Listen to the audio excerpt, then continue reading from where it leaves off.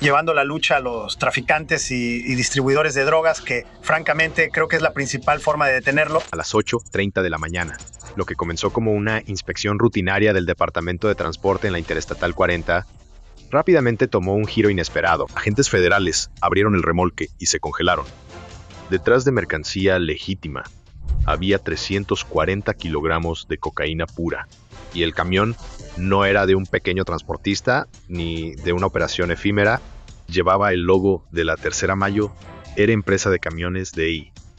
Esa sorprendente revelación no solo causó titulares, desbloqueó una de las investigaciones criminales más asombrosas de la historia reciente de EI.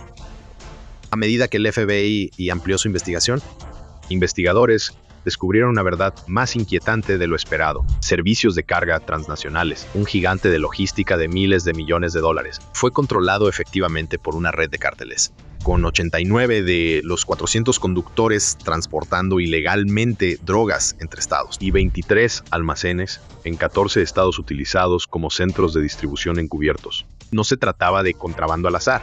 Fue una operación criminal altamente organizada y de larga duración que utilizó corredores de carga legítimos para ocultar el tráfico de cocaína. Metanfetaminas y fentanilo se introducen en comunidades a nivel nacional. La magnitud de la operación y su integración con una gran corporación estadounidense expuso vulnerabilidades en la supervisión de la cadena de suministro que incluso a investigadores federales experimentados les resultaron alarmantes. Al ejecutar los equipos federales redadas coordinadas, decenas de conductores fueron arrestados y se desmanteló una empresa criminal de varios millones de dólares. Las implicaciones trascienden a la policía, generando preguntas urgentes sobre la seguridad en las redes logísticas del corazón de América. Si deseas profundizar más en cómo estas batallas subterráneas influyen en la seguridad nacional y global, suscríbete a Military Power y activa las notificaciones para no perderte ninguna historia que desvela lo que realmente hay detrás de los titulares. Durante años, los servicios de carga transnacionales parecían la empresa perfecta sin cuestionamientos. Sus camiones circulaban día y noche por las carreteras estadounidenses transportando alimentos, piezas industriales, mercancías de venta al por menor y productos cotidianos que mantenían la economía en marcha. Con cientos de tractores en la carretera, miles de empleados y contratos a lo largo de la costa. La empresa era a menudo descrita en informes de la industria como un modelo de logística moderna.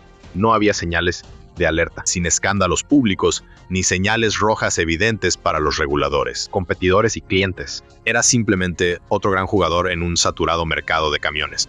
Esa imagen limpia es lo que hizo el descubrimiento en la Interestatal 40 tan peligroso.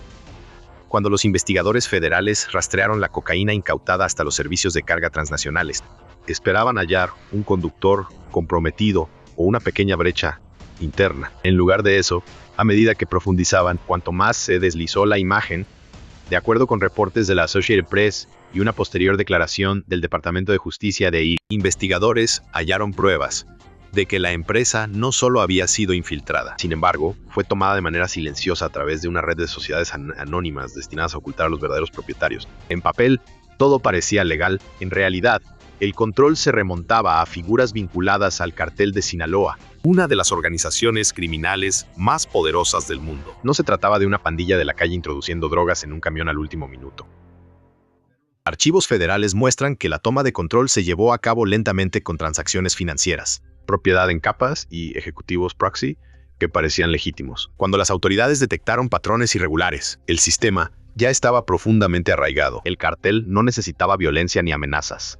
Se apoyó en papeles, contratos y silencio, como luego confirmó el de OJ. Esta estructura permitía que los envíos ilegales se mezclaran con los legales sin llamar la atención, usando las rutas y reputación de la empresa como cobertura. Lo que más sorprendió a los investigadores fue la magnitud. Documentos judiciales de julio de 2025 revelaron que decenas de conductores participaron con conocimiento, funcionando en un sistema que recompensaba lealtad y discreción. Almacenes que manejaban mercancías de consumo durante el día se usaban como centros de distribución por la noche, porque la empresa movía grandes volúmenes de carga legal. Las cargas sospechosas se mezclaron casi perfectamente. Por eso, como señaló AP News, la operación funcionó durante años sin ser detectada, incluso mientras las drogas circulaban por grandes ciudades y corredores de distribución. En este punto, el caso dejó de ser solo sobre drogas. Funcionarios federales lo calificaron como una preocupación de seguridad nacional relacionada con la integridad de la cadena de suministro. Una organización criminal había transformado a una gran empresa de transporte de EU en un arma logística, explotando la misma infraestructura que sustenta la vida cotidiana de los estadounidenses. En una entrevista citada por Reuters, investigadores advirtieron que este modelo representaba una nueva etapa del crimen organizado, una que adopta estrategias de corporaciones globales, no de bandas de contrabando tradicionales. Desde la perspectiva del gobierno, la amenaza era clara. Si un gran transportista podía ser tan profundamente comprometido, otros podrían seguir su ejemplo. Otras podrían seguir. Esa realización redirigió la investigación, impulsándolo más allá de los arrestos, hacia el desmantelamiento de las estructuras financieras y corporativas que hicieron posible la operación. La historia ya no era solo sobre conductores o drogas. Se había convertido en un enfrentamiento entre los federales, el Estado y una organización criminal que sabía ocultarse a la vista. ¿Era solo un grupo de conductores rompiendo las reglas o la empresa ya operaba como parte de algo más grande? Mientras el FBI seguía hacia la pista desde el sorprendente hallazgo inicial en la Interestatal 40. Investigadores esperaban hallar un pequeño grupo de conductores corruptos, tal vez unos pocos ganando extra al margen. Lo que encontraron fue casi inimaginable. Al analizar registros internos y entrevistar testigos, el buró descubrió que se hizo evidente que no eran unos pocos malhechores aislados.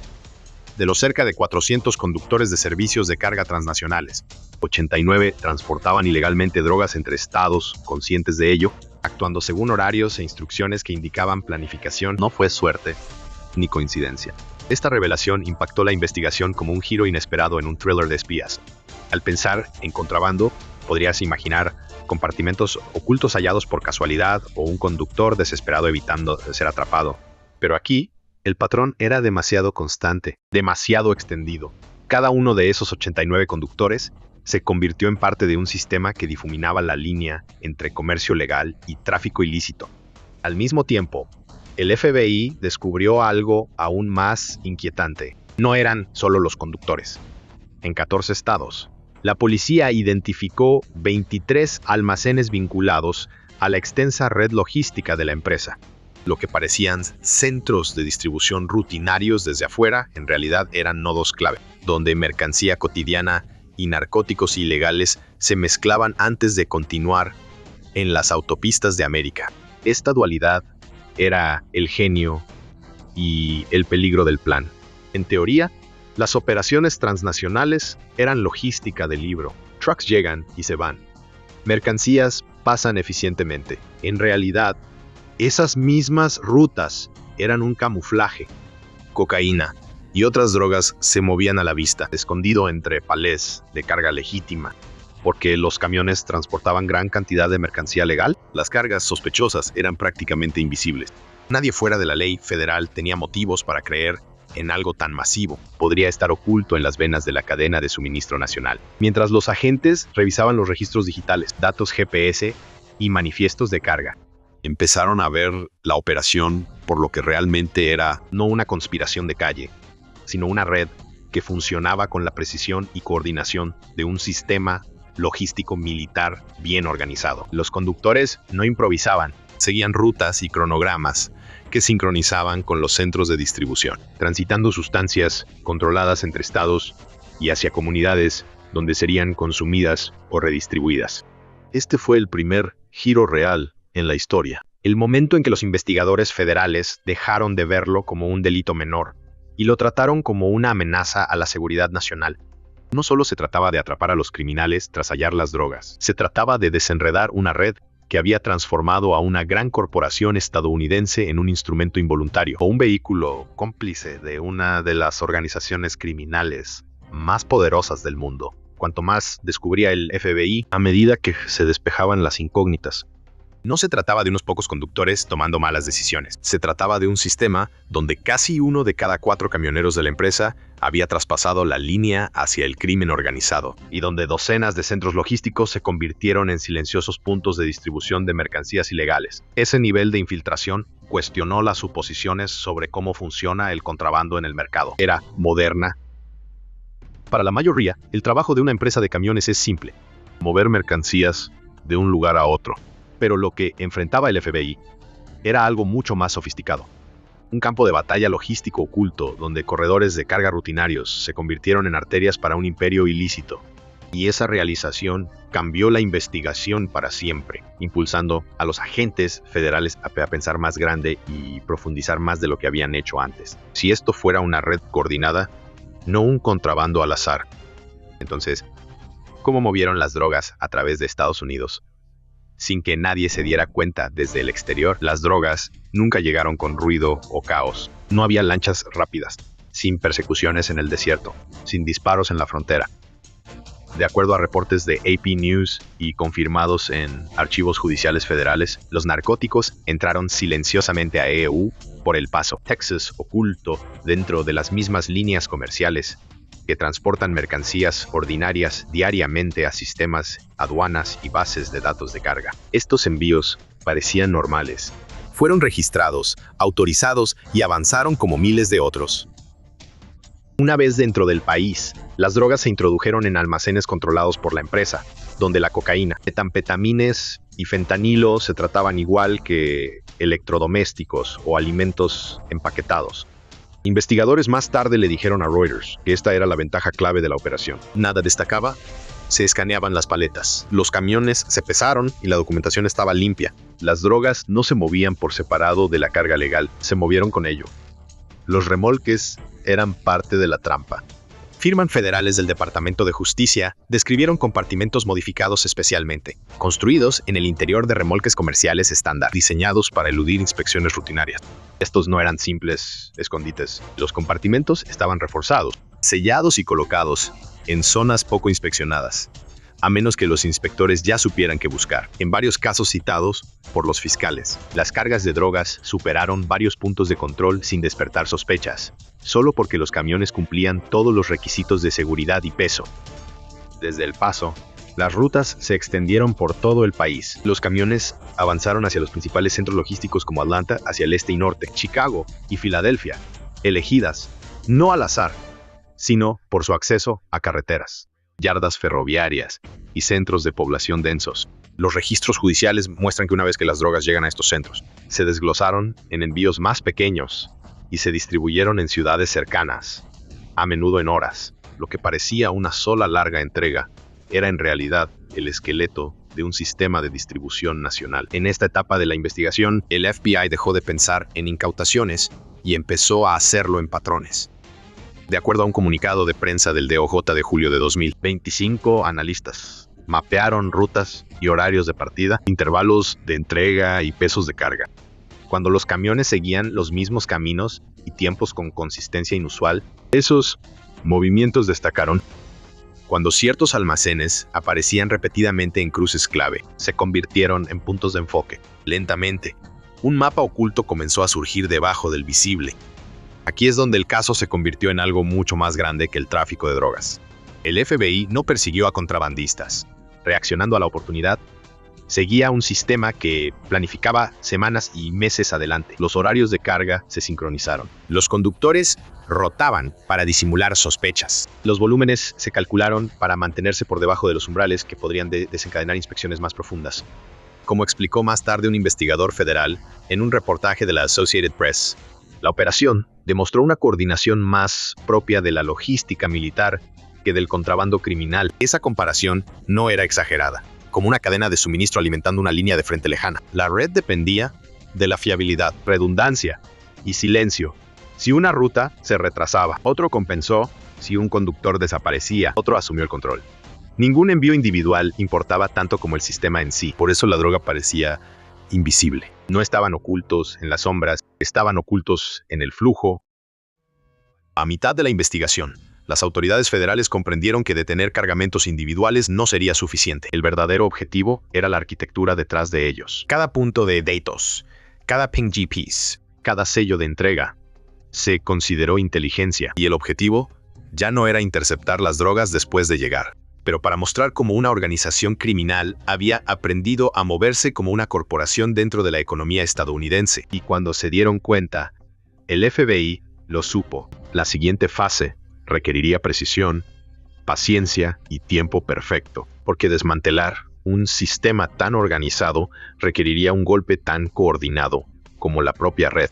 Una vez que el FBI comprendió cómo funcionaba la red, quedaba un problema: cómo desactivarla sin alertar a sus operadores. Para el FBI, el movimiento más peligroso en esta etapa fue la velocidad. Tras descubrir la profundidad de la red en la industria de camiones, los agentes optaron por ralentizar deliberadamente. De acuerdo con informes de Associated Press y confirmados en archivos del Departamento de Justicia, investigadores permitieron que la operación continuara durante años mientras observaban desde las sombras. Cada envío, cada ruta repetida y cada pago validado aportaban un trozo más al gran rompecabezas. Esta no fue una investigación basada en redadas dramáticas o arrestos repentinos, sino en paciencia. Los fiscales federales explicaron más tarde que actuar demasiado pronto podría haber derrumbado toda la red antes de que se revelara su verdadera magnitud. En lugar de eso, el FBI emitió discretamente citaciones para registros de la empresa, registros de envíos y documentos de propiedad corporativa, comparando lo escrito en papel con lo que sucedía en la carretera al mismo tiempo.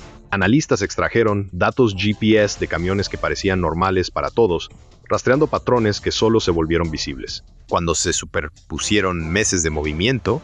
A medida que crecía la información, el buró incorporó inteligencia humana. Agentes encubiertos se integraron en el sistema logístico, haciéndose pasar por contratistas, conductores o proveedores de servicios. Su función no era provocar acciones, sino observar rutinas y confirmar lo que indicaban los números. Posteriormente, Reuters informó que las escuchas telefónicas solo se autorizaron tras demostrar los investigadores conexiones claras entre conductores, gerentes de almacenes y flujos financieros fuera de los libros. Aún así, el monitoreo estaba estrictamente controlado, ya que una filtración podría alertar al cartel y borrar años de trabajo en un instante. Lentamente, se formó un mapa viviente. Investigadores observaron a qué conductores se asignaban rutas específicas, cuáles almacenes manejaban constantemente cargas de alto riesgo y dónde se movía el dinero tras cada entrega exitosa. Documentos judiciales desclasificados a mediados de 2025 mostraron que los pagos seguían caminos predecibles. A menudo, los flujos financieros se canalizan a través de empresas ficticias antes de regresar a las operaciones logísticas. Esto confirmó lo que los agentes sospechaban desde el principio. La red estaba diseñada para mantenerse, no solo para mover drogas. La tensión en la investigación era constante. Cada arresto en otro lugar del país ponía en riesgo asustar a los conductores vinculados al caso. Cada inspección inesperada amenazaba con revelar la vigilancia. Funcionarios federales describieron más tarde la operación como un juego de ajedrez mental, donde ambos lados intentaban anticipar el siguiente movimiento sin revelar su posición. Un paso en falso podría haber llevado a figuras clave a la clandestinidad o a que la operación se traslade fuera de alcance. A principios de 2025, el FBI sabía que había llegado a un punto crítico. Según un comunicado de prensa del DOJ emitido después de que el caso salió a la luz, los agentes ahora tenían suficiente evidencia para vincular a los conductores, almacenes y la cadena de suministro. Unir a controladores financieros y liderazgo del cartel en una sola conspiración.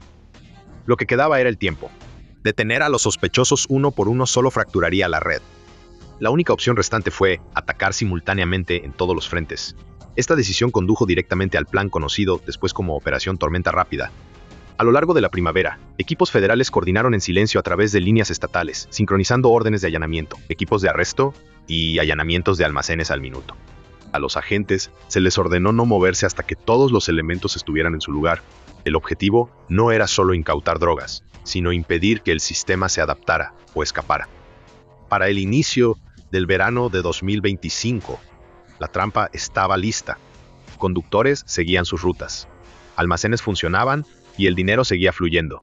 Seguían moviéndose, sin saber que cada paso se registraba desde afuera. Nada había cambiado. Dentro del FBI, la cacería había alcanzado su punto máximo. Y cuando finalmente llegara la señal, no sería un simple toque en una puerta, sino un colapso nacional de una red que creía ser invisible.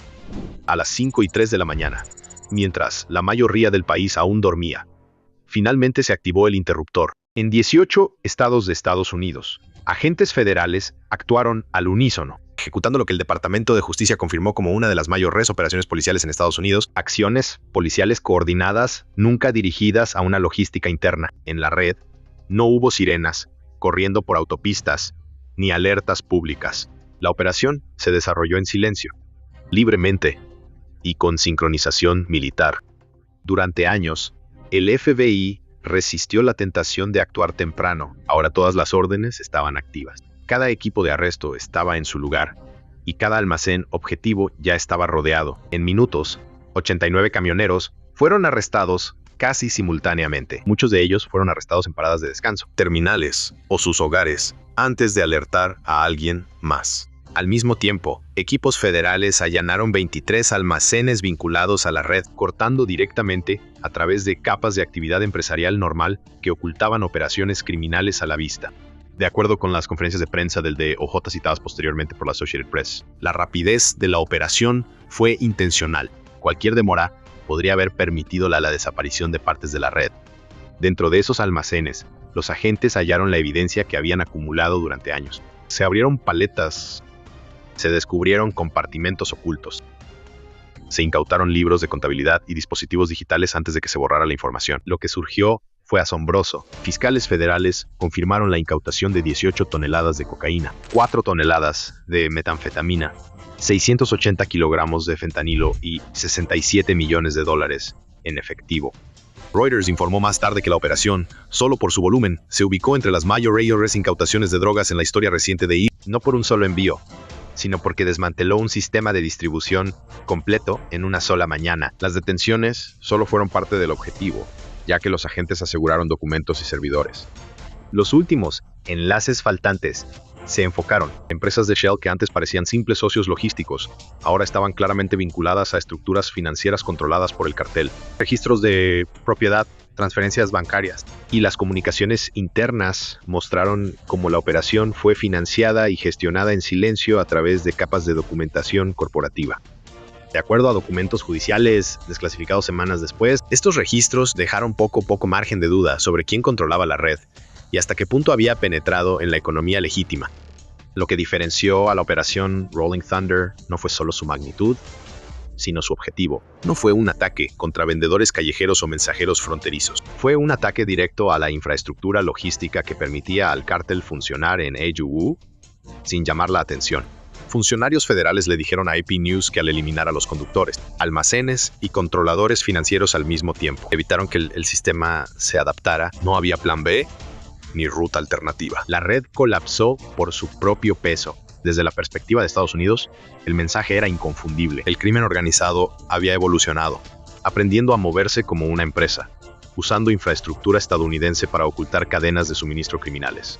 La operación Rolling Thunder buscó enfrentar esa amenaza directamente, usando inteligencia, coordinación y tiempo, no solo fuerza bruta. Como luego afirmaron los funcionarios del DOJ, el objetivo no era solo incautar drogas, sino desmantelar la maquinaria que las movía. Al final de esa mañana, los camiones permanecían inactivos. Los almacenes estaban sellados y una operación que llevó años construir se completó efectivamente. Las autopistas parecían iguales. El comercio seguía. Sin embargo, bajo la superficie, se había cortado una arteria crítica de la logística del cartel. No fue solo una victoria táctica. Fue un golpe estratégico para demostrar que incluso los sistemas criminales mejor ocultos pueden ser expuestos con la intervención federal.